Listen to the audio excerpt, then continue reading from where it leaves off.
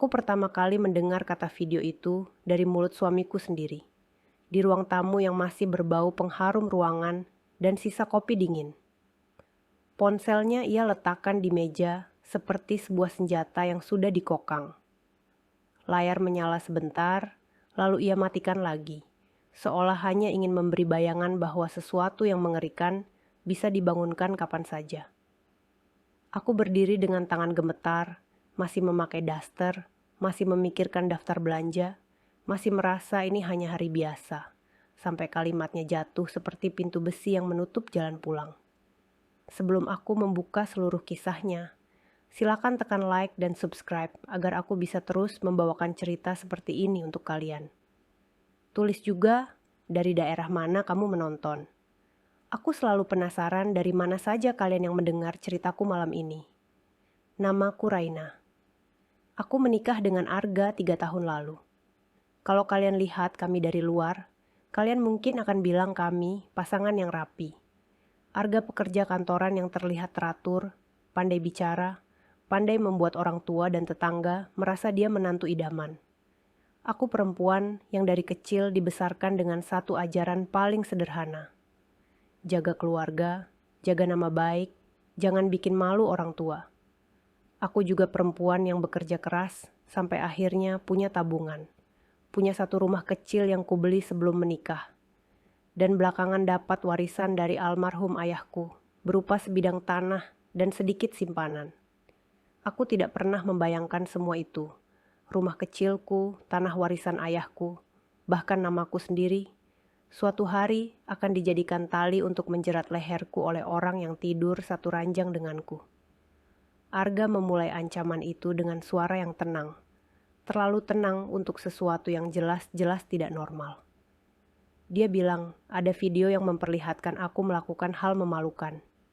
Dia bilang video itu sudah ada di tangannya. Dia bilang dia tidak ingin menyebarkan. Dia bilang dia hanya ingin melindungi nama baik keluarga. Lalu dia menyebut satu hal yang membuatku seperti kehilangan tulang di kaki. Kalau kamu tidak nurut, aku tidak bisa jamin video ini tidak sampai ke keluarga kamu, ke tetangga, ke grup sekolah anak, ke kantor kamu. Aku menatap wajahnya mencari tanda bahwa ini lelucon buruk. Tapi wajahnya datar.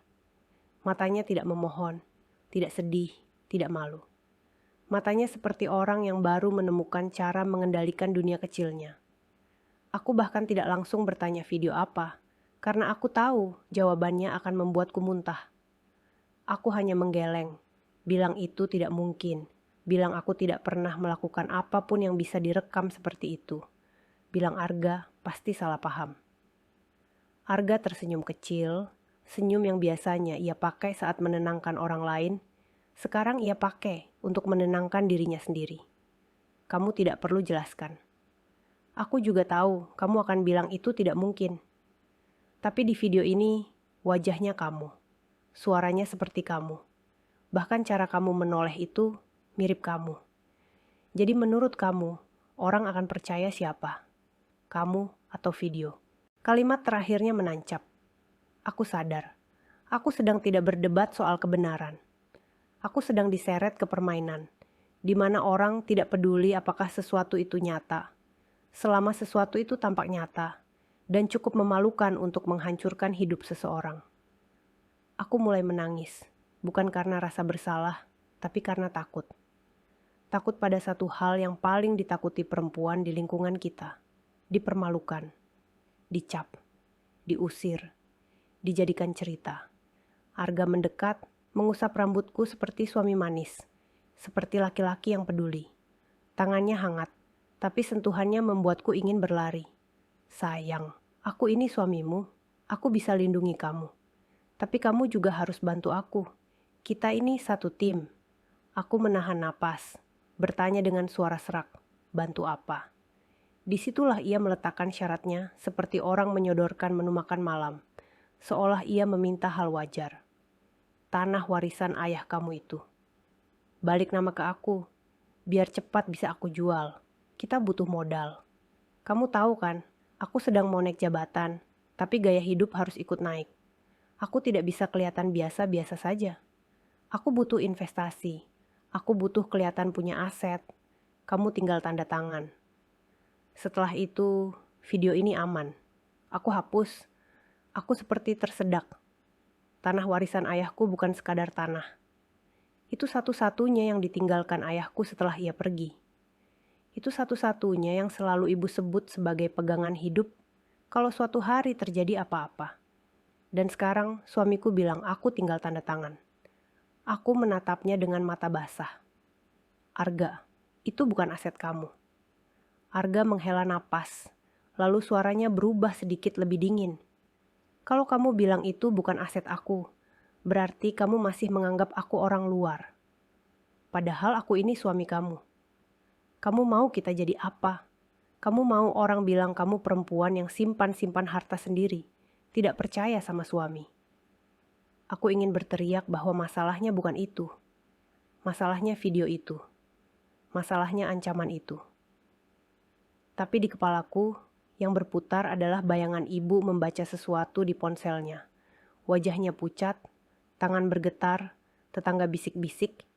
Saudara jauh datang dengan tatapan menghakimi. Anakku suatu hari dibuli. Kami sudah punya satu anak, Nara.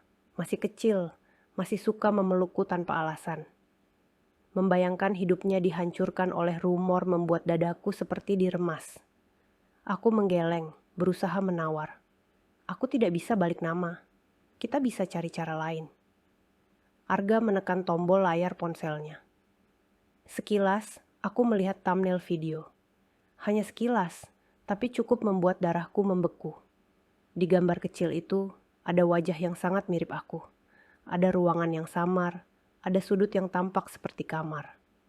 Dan ada sesuatu yang membuatku merasa telanjang di depan dunia, meski aku bahkan tidak memutar videonya. Aku menutup mulutku dengan tangan, mual. Arga mematikan layar lagi. Lalu ia bicara pelan, seperti berbisik di telingaku. Tapi tiap kata terdengar seperti palu. Kalau kamu tidak mau balik nama, kita bisa mulai dari yang kecil dulu. Kamu cairkan tabungan kamu. Semua. Masukkan ke rekening aku. Anggap ini bentuk kepercayaan. Kalau kamu bisa patuh, aku percaya kamu masih sayang keluarga. Kalau kamu membangkang, aku anggap kamu pilih hidup sendiri. Aku mendengar diriku sendiri berkata, iya, padahal hatiku menjerit tidak. Aku tidak tahu kapan tepatnya aku menjadi perempuan yang bisa dipaksa hanya dengan ancaman. Mungkin sejak kecil, ketika aku diajari malu lebih menakutkan daripada lapar. Mungkin sejak aku menjadi istri, ketika aku diajari rumah tangga, harus dijaga meski sakit. Mungkin sejak aku percaya bahwa suami adalah tempat paling aman, sampai aku sadar suamiku justru orang paling berbahaya di rumah ini. Malam itu aku tidak tidur. Arga tidur nyenyak di sebelahku, seperti tidak baru saja menodongku dengan kehancuran. Aku menatap langit-langit kamar, mendengar napasnya, dan merasa sedang tidur dengan orang asing. Pagi berikutnya, aku pergi ke bank dengan jantung berdebar. Aku menarik tabungan yang selama ini kukumpulkan dari kerja lembur, dari menahan beli hal-hal kecil, dari menunda liburan. Uang itu bukan banyak bagi orang kaya, tapi besar bagi aku. Itu rasa aman yang kubangun pelan-pelan. Aku memindahkannya ke rekening Arga dengan tangan yang gemetar. Arga mengirim pesan singkat setelah uang masuk. Pintar. Ini baru istri. Aku ingin muntah membaca itu. Namun di balik rasa mual itu, ada sesuatu yang lahir. Rasa muak yang perlahan berubah menjadi pertanyaan tajam. Kalau Arga benar-benar punya video, kenapa ia tidak pernah menunjukkannya penuh? Kenapa ia hanya memberi sekilas? Kenapa ia tidak pernah bilang kapan video itu dibuat? Kenapa ruangan di thumbnail itu tidak pernah kukenal? Aku mulai mengingat beberapa bulan terakhir yang terasa seperti kabut. Arga semakin sering mengatur hidupku. Ia mulai melarang aku terlalu sering keluar sendiri. Ia mulai mengomentari cara berpakaian. Ia mulai meminta password ponsel. Ia bilang itu demi kepercayaan. Ia bilang suami istri tidak boleh ada rahasia. Aku menyerahkan banyak hal, sedikit demi sedikit, karena aku pikir itu normal. Aku pikir itu bentuk kedewasaan rumah tangga. Padahal itu adalah cara paling licin untuk menghapus batas diriku. Setelah tabunganku berpindah ke rekeningnya, Arga naik 1 tingkat. Ia mulai meminta akses ke sertifikat rumah kecilku. Rumah yang kubeli sebelum menikah. Katanya, kalau digabung dengan aset lain, bank akan lebih percaya untuk memberi pinjaman usaha. Aku mulai menolak pelan-pelan. Rumah itu atas namaku. Itu pegangan aku dan anak. Arga tidak marah langsung. Ia hanya tersenyum, lalu menaruh ponsel di meja lagi. Ia tidak perlu teriak.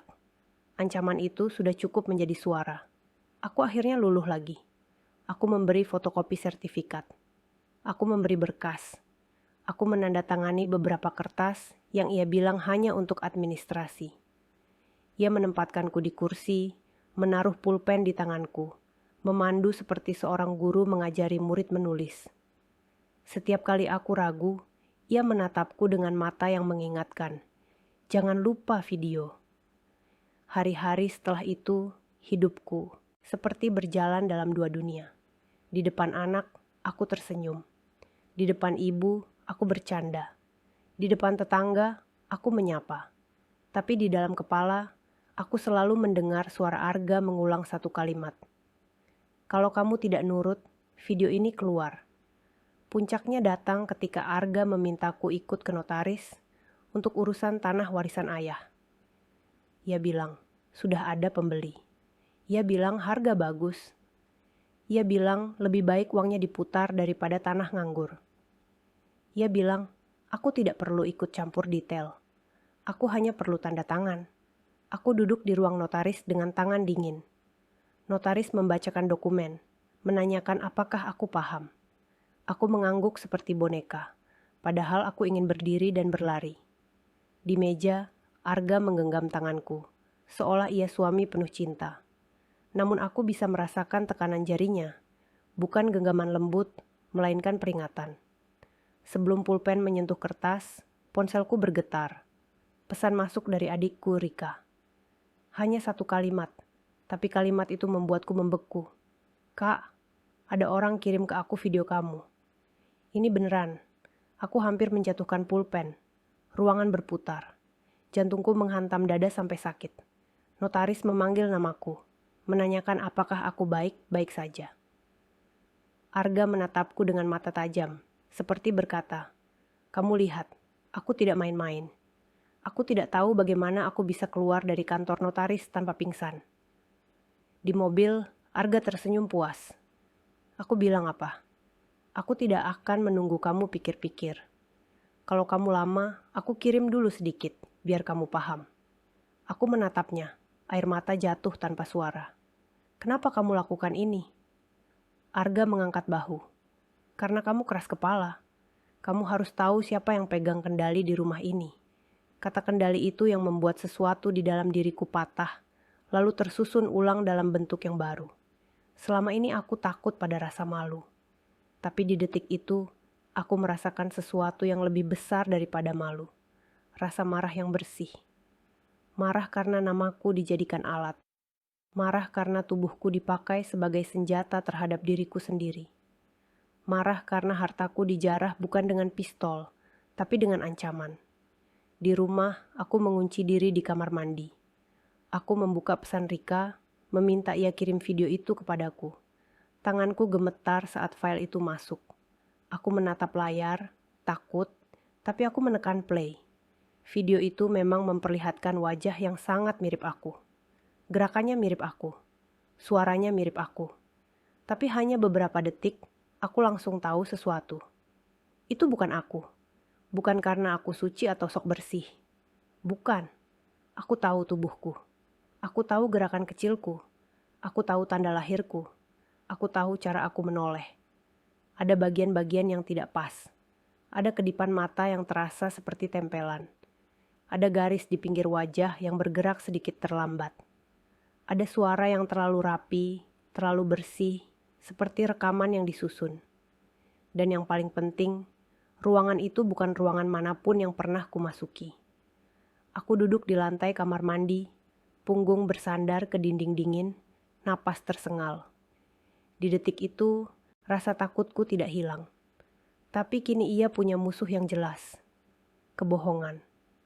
Aku menghapus air mata, lalu aku melakukan sesuatu yang selama ini tidak pernah kulakukan pada Arga. Aku menyimpan bukti. Aku mengunduh videonya, menyimpannya di folder terpisah. Aku mengambil tangkapan layar di beberapa frame.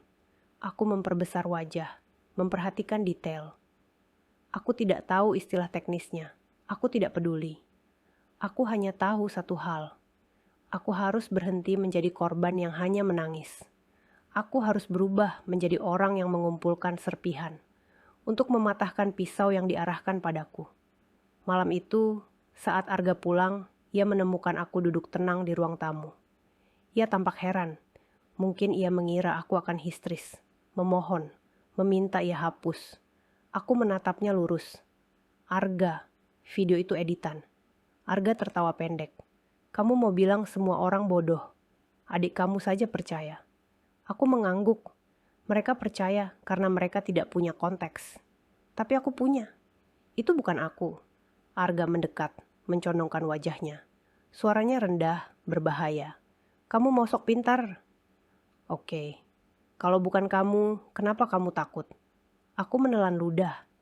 Aku takut karena orang tidak peduli kebenaran saat mereka sudah dapat bahan gosip. Tapi aku juga tidak akan tunduk lagi. Arga membeku sejenak, lalu wajahnya berubah. Ia tidak suka mendengar kata tidak dari mulutku. Kamu pikir kamu bisa melawan aku? Aku menjawab pelan.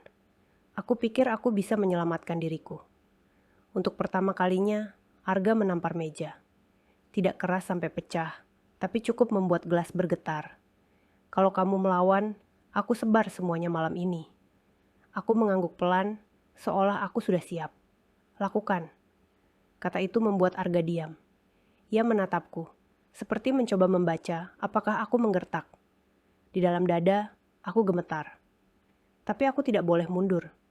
Orang seperti Arga hidup dari rasa takut kita. Kalau aku mundur, ia akan naik lagi.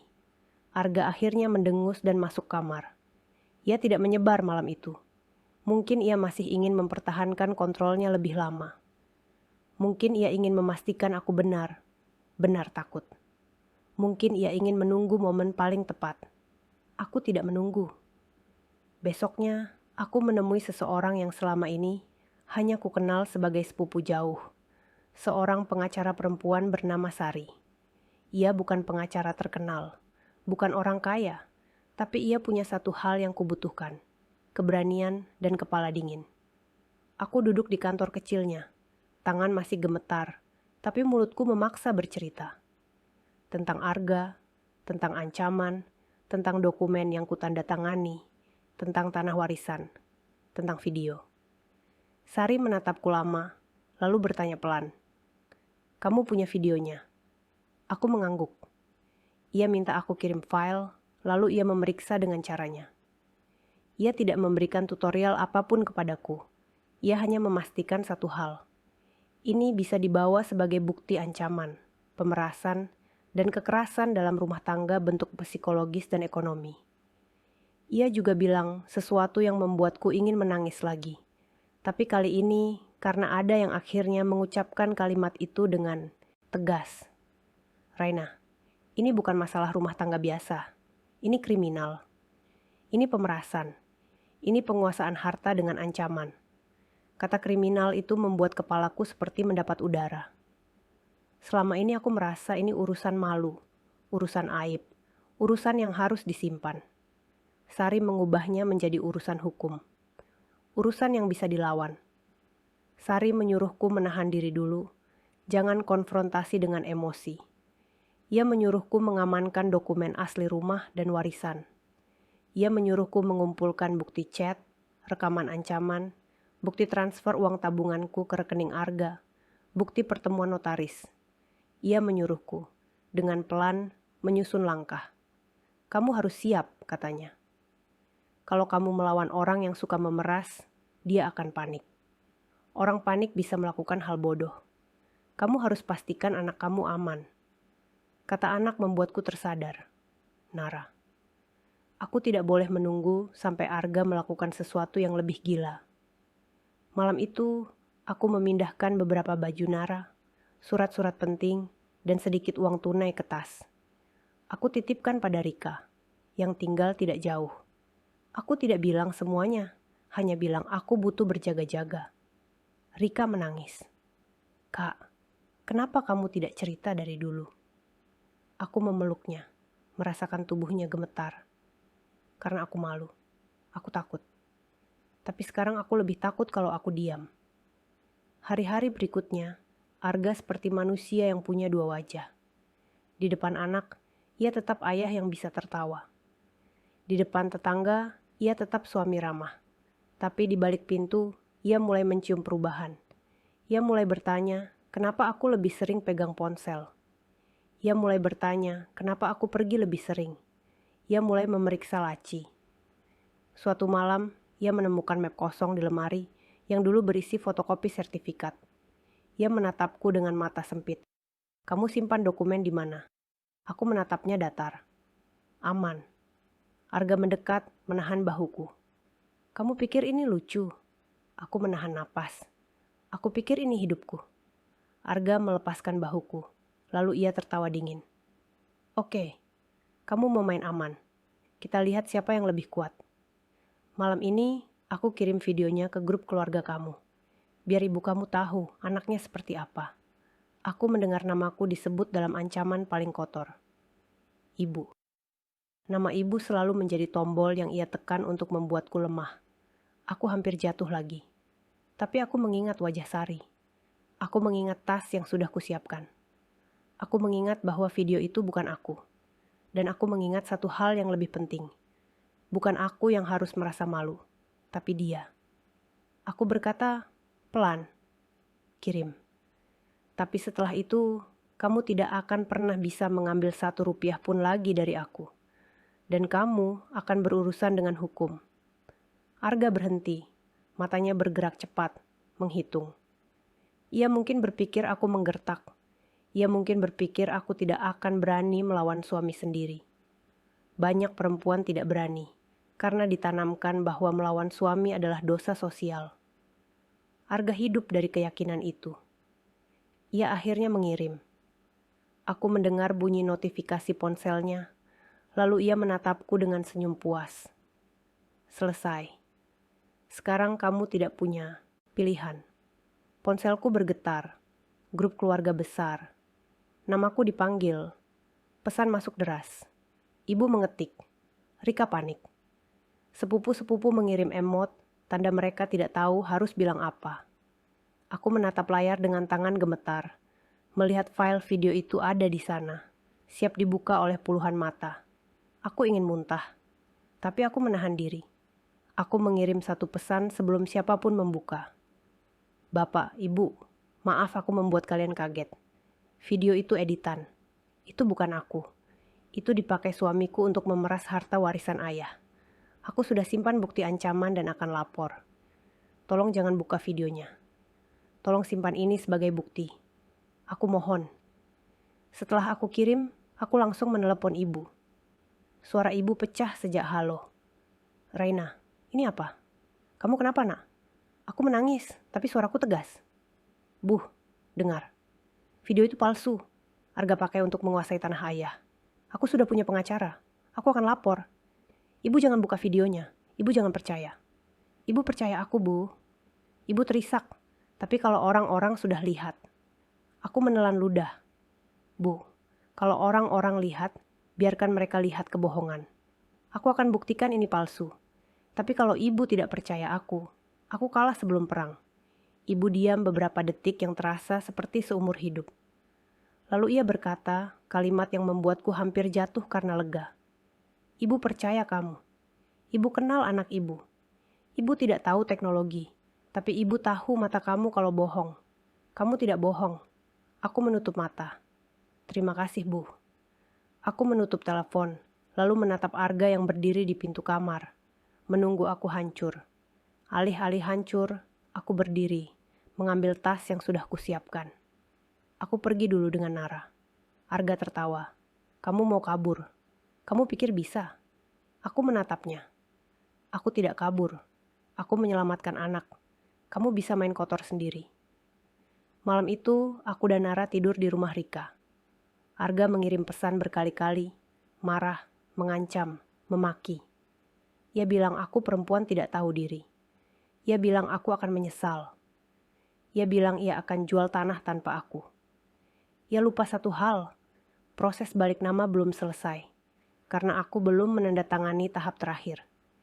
Ia mengira ia sudah menang, padahal ia baru saja membuat kesalahan terbesar, menyebarkan alat kejahatannya sendiri ke banyak saksi. Besok paginya, aku, Sari, dan Rika menuju kantor polisi. Aku gemetar, tapi langkahku mantap. Kami membawa semua.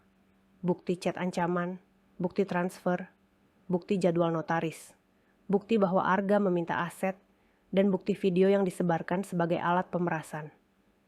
Di ruang pelaporan, aku menceritakan semuanya. Aku tidak menutupi. Aku tidak mempercantik. Aku menyebut bahwa ia mengancam menyebarkan video memalukan yang editan untuk menguasai hartaku. Aku menyebut bahwa ia memaksaku mengirim tabungan. Aku menyebut bahwa ia memaksaku membawa dokumen. Aku menyebut bahwa ia menyebar video itu ke grup keluarga saat aku menolak. Petugas mendengarkan, lalu meminta bukti. Kami serahkan. Mereka menanyakan detail. Kami jawab. Mereka menanyakan apakah aku pernah memberi izin. Tidak pernah. Mereka menanyakan apakah aku pernah melakukan apa yang ada di video. Tidak pernah. Mereka menanyakan apakah ada rekaman ancaman suara. Ada. Karena sejak bertemu Sari, aku mulai merekam beberapa percakapan yang sifatnya mengancam ketika Arga menelepon. Sari memegang bahuku. Kamu sudah melakukan langkah benar. Kalimat itu sederhana, tapi bagiku itu seperti tangan yang menahan punggung agar tidak roboh.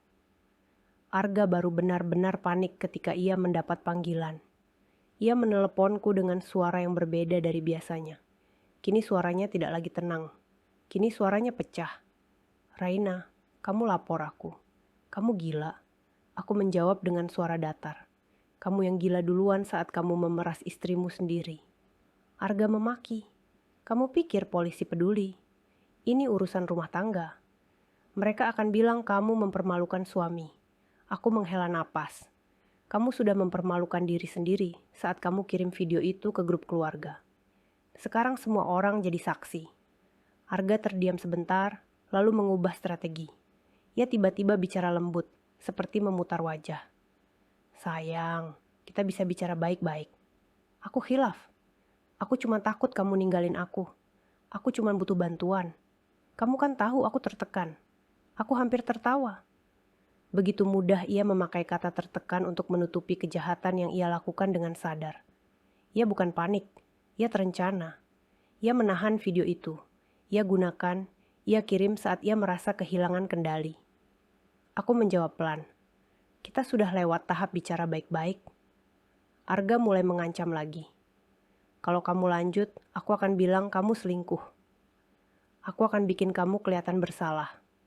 Aku menjawab, kamu boleh bicara apapun, tapi sekarang aku punya bukti kamu memeras. Dan bukti itu tidak bisa kamu hapus dari ponsel orang-orang yang sudah terima. Hari berikutnya seperti badai. Keluarga besar heboh. Ada yang percaya aku, ada yang percaya video, ada yang pura-pura netral, tapi diam-diam menikmati drama. Aku mendengar kabar dari Rika bahwa beberapa sepupu sudah menonton videonya meski aku mohon jangan. Mereka mengirim pesan dengan kalimat setengah menuduh, setengah ingin tahu. Benar ini kamu? Kok bisa? Tapi kalau bukan, kok mirip? Aku menahan diri untuk tidak menjawab dengan emosi. Aku hanya mengirim satu pesan berulang. Itu editan, itu alat pemerasan. Kasusnya sedang diproses. Kalimat itu kuulang sampai aku lelah. Karena di dunia kita, kebenaran sering kalah cepat dari gosip. Tapi kebenaran punya satu hal yang gosip tidak punya. Bukti. Sari menghubungkanku dengan seorang ahli forensik digital yang bisa memberi surat keterangan sederhana tentang indikasi manipulasi. Aku tidak mengerti semuanya, tapi aku mengerti kesimpulannya. Ada tanda-tanda bahwa video tersebut hasil edit dan bukan rekaman asli. Ada ketidaksinkronan gerak dan suara. Ada artefak di bagian wajah. ada perbedaan pencahayaan yang tidak wajar. Hal-hal itu cukup menjadi dasar tambahan bahwa video itu patut diduga palsu. Aku membawa keterangan itu ke penyidik. Proses berjalan. Arga dipanggil untuk dimintai keterangan. Ia tentu saja membantah. Ia bilang itu video asli. Ia bilang ia korban istri yang tidak setia. Ia bilang ia hanya ingin melindungi keluarga. Ia memainkan peran suami terzolimi karena ia tahu masyarakat lebih mudah simpati pada laki-laki yang mengaku dipermalukan daripada pada perempuan yang berkata ia diperas. Namun penyidik tidak hanya mendengar cerita. Mereka melihat bukti chat. Mereka melihat pola permintaan aset. Mereka melihat transfer. Mereka melihat ancaman. Mereka melihat bahwa video itu selalu muncul setelah aku menolak menyerahkan harta. Mereka melihat korelasinya terlalu rapi untuk disebut kebetulan.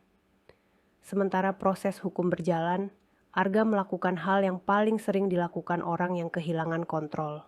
Ia mencoba mengambil paksa. Suatu sore, saat aku mengantar Nara ke rumah ibu sebentar agar ia bisa bermain, aku pulang ke kontrakan dan mendapati pintu sudah terbuka. Jantungku hampir berhenti. Aku masuk pelan, memanggil. Arga. Tidak ada jawaban. Aku mendengar suara dari kamar. Aku melangkah cepat, lalu melihat pemandangan yang membuat darahku naik. Arga sedang mengacak-ngacak lemari, mencari dokumen. Ia seperti pencuri, tapi pencuri yang merasa berhak. Aku berteriak, "Kamu ngapain?" Arga menoleh, matanya liar. Aku ambil hakku. Kamu lapor aku. Jadi aku tidak perlu sopan lagi. Aku menggenggam ponsel, menekan tombol panggil cepat yang sudah diajarkan Sari. Ia menjawab dalam satu dering. "Raina, kamu di mana?" "Arga di rumah." "Dia masuk paksa." Aku takut. Sari langsung berkata, "Rekam, jangan dekat. Kalau bisa keluar rumah." Aku menekan rekam video di ponselku. Tangan gemetar, tapi kamera mengarah jelas pada Arga yang membongkar laci. Arga melihat ponselku. "Kamu rekam aku." Aku menjawab, "Ini rumahku. Kamu masuk tanpa izin." Arga melangkah mendekat, mencoba merebut ponsel. Di momen itu, aku mundur ke pintu, berteriak memanggil tetangga. Beruntung, ada Bu Tini yang keluar. Ada Pak RT yang kebetulan lewat. Mereka melihat Arga di dalam rumah, melihat aku panik. Arga mencoba bersikap manis di depan mereka. Saya cuma ambil barang. Itu rumah saya juga. Aku menangis, tapi aku bicara keras. Dia cari dokumen warisan. Dia memeras saya pakai video palsu. Saya sudah lapor. Kata lapor membuat Arga mundur sedikit. Pak RT menatap Arga tajam. "Arga, kamu sudah keterlaluan. Kalau memang ada masalah, bicarakan baik-baik. Ini sudah masuk ranah hukum." Arga tidak menjawab. Ia keluar dengan langkah cepat, wajah merah, seperti orang yang dipermalukan. Aku berdiri gemetar, tapi dalam hati aku berkata satu hal. Ini bukti tambahan bahwa dia benar-benar berniat mengambil. Setelah kejadian itu, Sari meminta aku mengajukan perlindungan tambahan. Setidaknya membuat laporan masuk paksa dan pengancaman. Aku juga mulai mengurus pemisahan harta, menggugat cerai, dan meminta hak asuh Nara. Aku tidak lagi mempertimbangkan kata orang. Aku tidak lagi mempertimbangkan malu. Karena semakin lama aku bertahan, semakin besar risiko anakku ikut menjadi korban. Arga semakin gila karena ia kehilangan dua hal sekaligus, uang dan kendali. Ia mulai menyebar cerita bahwa aku wanita tidak benar. Ia mulai menghubungi beberapa kerabat, meminta mereka menekan aku agar mencabut laporan. Ia mencoba membuat ibu malu. Ia mencoba membuat aku merasa sendirian. Namun ia lupa satu hal. Ia sudah membuka pintu yang tidak bisa ia tutup sendiri. Video itu sudah ada di tangan terlalu banyak orang. Dan setiap orang yang meneruskan, tanpa sadar, menjadi saksi penyebaran. Ada yang akhirnya takut, lalu berhenti menyebarkan. Ada yang menghapus. Ada yang mengirim kepadaku meminta maaf. Ada juga yang tetap keras kepala, tapi perlahan, ketika proses hukum bergerak, mereka mulai diam. Hari di mana karma Arga benar. benar turun terjadi di tempat yang ia pikir aman, di kantor keluarganya. Arga bekerja di perusahaan milik pamannya. Ia selalu bangga mengatakan ia punya backing keluarga. Ia selalu menganggap ia akan selamat. Namun pamannya bukan orang bodoh. Saat kabar laporan masuk, saat beberapa bukti chat dan rekaman ancaman mulai diketahui, pamannya memanggil Arga. Mereka tidak ingin nama perusahaan tercoreng. Arga pulang sore itu dengan wajah kusut. Ia tidak langsung menghubungiku. Tapi Rika mengirim kabar. Ia lihat Arga duduk di mobil lama, tidak turun, seperti orang yang baru kehilangan tanah di bawah kakinya. Beberapa hari kemudian, Sari mendapat kabar dari seseorang bahwa Arga diberhentikan sementara. Alasan resminya bukan kasus rumah tangga. Alasan resminya pelanggaran etika dan risiko reputasi. Tapi kita semua tahu, dunia kerja tidak suka orang yang terlibat skandal pemerasan dan penyebaran konten palsu. Arga kehilangan sumber uang yang ia butuhkan untuk menekan aku. Itu baru awal. Penyidikan berjalan. Arga dipanggil lagi. Kali ini, pertanyaan lebih tajam. Mereka menanyakan asal video. Mereka menanyakan perangkat yang digunakan. Mereka menanyakan kapan dibuat. Arga berkelit. Ia bilang ia dapat dari orang. Ia bilang ia tidak ingat. Ia bilang itu sudah lama. Ia mulai kehilangan konsistensi cerita. Di titik tertentu, penyidik memperlihatkan bukti chat Arga sendiri, di mana ia mengancam, mengaitkan video dengan aset, dan menyebut ia akan mengirim jika aku tidak tanda tangan. Kata-kata itu, yang dulu ia kira hanya akan menakutiku, kini berdiri sebagai bukti motif. Arga akhirnya berusaha melakukan satu hal terakhir, menawari damai, tapi dengan syarat yang sama. Ia mengirim pesan padaku. Suaranya seperti orang kalah, tapi masih ingin menyimpan harga diri. Kalau kamu cabut laporan, aku hapus semua. Kita bagi baik-baik. Kamu kasih tanah itu, aku tidak ganggu lagi. Aku membaca pesan itu dengan tenang. Lalu aku mengirim screenshot ke penyidik dan ke Sari. Ini bukti tambahan, kataku. Ia masih memeras. Sari menjawab singkat. Bagus, simpan semuanya. Aku mulai merasa ada sesuatu yang berubah. Dulu aku selalu merasa sendirian. Sekarang aku merasa ada sistem, meski lambat, yang bisa bekerja untukku. Sementara itu, proses cerai berjalan di pengadilan agama. Arga datang dengan gaya paling rapi. Ia memakai baju terbaik, menunduk sopan, membawa wajah suami baik. Ia mencoba memainkan narasi bahwa aku istri yang tidak taat. Ia mencoba menyelipkan isu video untuk menjatuhkan aku. Namun hakim tidak tertarik pada gosip. Hakim tertarik pada fakta. Sari menyiapkan kronologi. Aku menunjukkan bukti transfer tabunganku ke rekening Arga setelah ancaman. Aku menunjukkan bukti chat bahwa ia meminta balik nama aset dengan tekanan. Aku menunjukkan bukti penyebaran video ke grup keluarga sebagai bentuk ancaman. Aku menunjukkan bukti laporan polisi yang sedang berjalan. Semua itu membentuk satu gambar. Ada kekerasan ekonomi dan psikologis. Arga duduk di kursinya, wajahnya mulai kaku. Untuk pertama kalinya, ia berada di ruangan di mana katanya tidak cukup untuk mengendalikan. Ia tidak bisa mematikan layar dan berharap orang takut. Di sini ada pencatatan, ada berita acara, ada saksi. Ibu datang ke sidang dengan tubuh yang tampak lebih tua karena stres, tapi matanya tegas. Ia bersaksi bahwa Arga pernah menekan keluarga lewat penyebaran video. Ia bilang ia percaya anaknya. Ia bilang Arga mencoba menguasai warisan ayah Raina. Suara ibu sempat bergetar, tapi ia tidak mundur. Aku menangis melihat ibu berdiri di sana. Aku menyesal pernah menahan cerita ini karena malu. Ternyata, yang ibu butuhkan bukan aku yang terlihat baik di depan orang, tapi aku yang selamat. Hak asuh Nara menjadi pertarungan emosional. Arga tiba-tiba berubah menjadi ayah paling peduli. Bicara tentang masa depan anak, bicara tentang kestabilan, bicara tentang moral.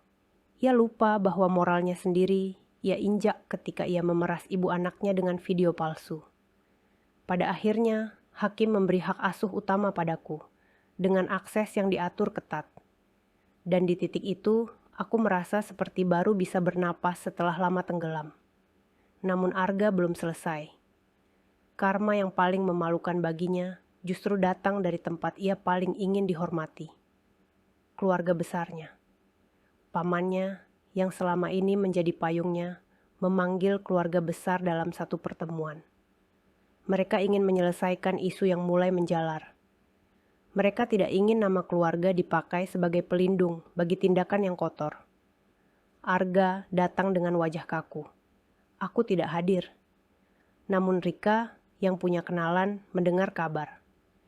Di pertemuan itu, Arga diminta menjelaskan. Ia mencoba memainkan narasi bahwa aku perempuan tidak benar, tapi seseorang memutar rekaman ancaman suaranya. Suara Arga sendiri menyebut video, menyebut aset, menyebut ancaman sebar. Suara itu tidak bisa ia bantah. Suasana berubah. Perempuan-perempuan di keluarga itu menatap Arga dengan jijik. Laki-laki menatap dengan marah. Bukan karena mereka peduli padaku sepenuhnya, tapi karena Arga mempermalukan keluarga dengan cara yang tidak bisa ditutup dengan uang. Pamannya berkata satu kalimat yang sampai kepadaku lewat Rika, dan kalimat itu terasa seperti pintu penjara yang akhirnya terbuka. Kamu bukan korban. Kamu pemeras. Kamu membuat perempuan takut, demi uang. Kamu mempermalukan keluarga sendiri. Arga kehilangan backing, kehilangan pekerjaan, kehilangan kendali, dan perlahan, kehilangan orang-orang yang dulu ia pakai untuk menakutiku.